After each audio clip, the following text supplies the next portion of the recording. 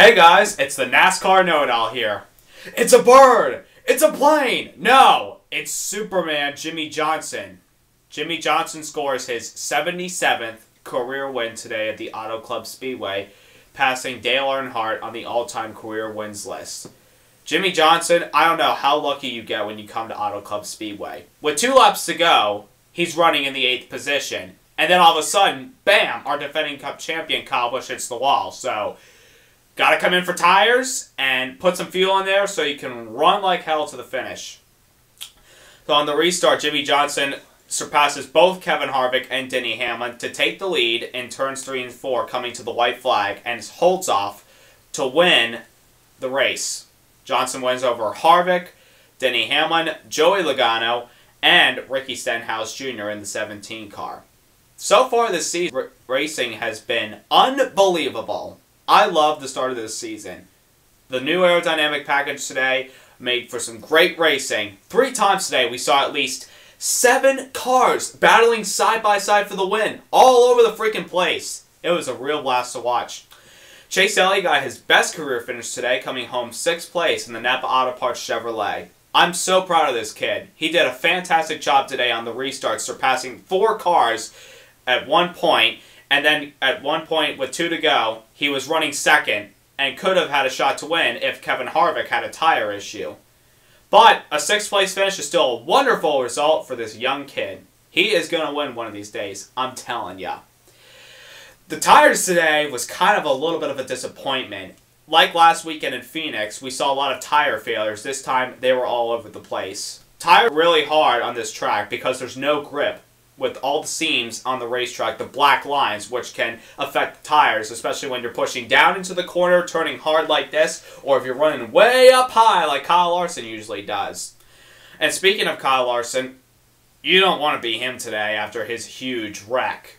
Larson apparently looked like had a tire down going down the back straightaway, and hit the wall, and then headed straight for the safer barriers at least 150 miles per hour, the same mile per hour speed that Kyle Busch hit the concrete barrier in last year's Xfinity Series race at Daytona. It was a pretty hard hit, but thank goodness for these safer barriers. It keeps the drivers safe and unharmed in the middle of a wreck.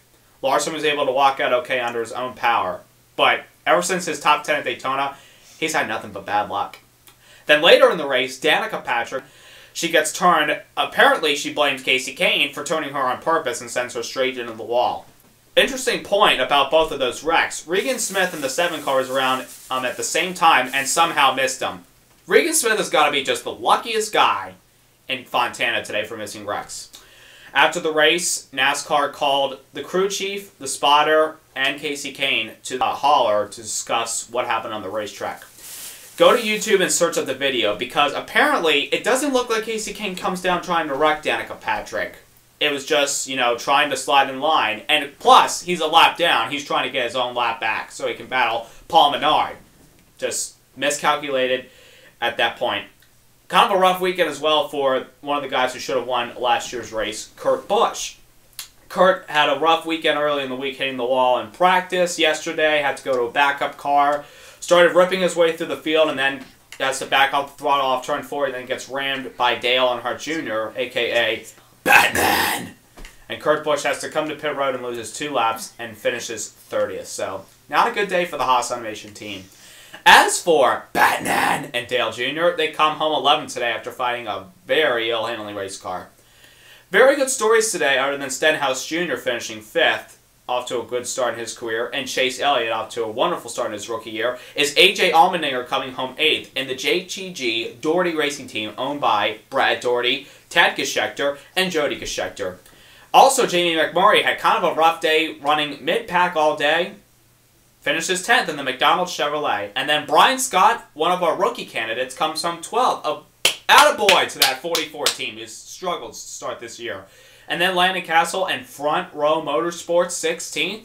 How much better can it get when you go to Fontana? As for last year's winner of the race, Brad Keselowski, he comes home in the 9th position. A good day for the Worth Miller Lite Alliance Truck Auto Parts Ford. So, attaboy to Paul Wolf and the crew. Well, I hope you all have a wonderful Easter break, and we'll see you in 2 weeks after banging and bashing at Martinsville.